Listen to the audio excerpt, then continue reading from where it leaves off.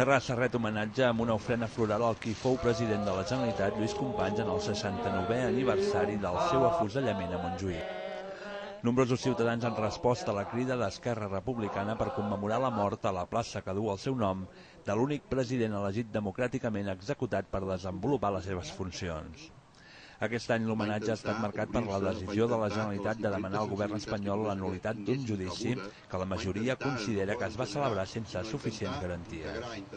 Avui, aquest 15 d'octubre del 2009, tenim un motiu més per l'esperança, doncs el govern de Catalunya acaba de fer una declaració formal i oficial de que torna a reivindicar la nul·litat del procés que va portar Companys a la mort.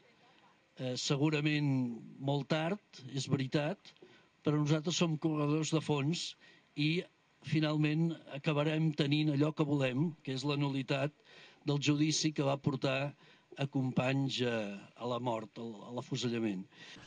L'acte celebrat davant el monòlit de la plaça Lluís Companys ha comptat amb la participació d'una representació sindical per commemorar la trajectòria del president en la seva etapa més sindicalista i de proximitat amb la classe obrera.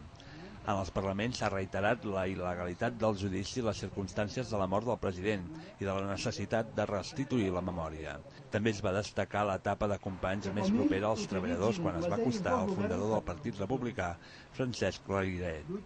Aquesta coneixença va fer que Companys adquirís la sensibilitat necessària per entendre la problemàtica dels assalariats.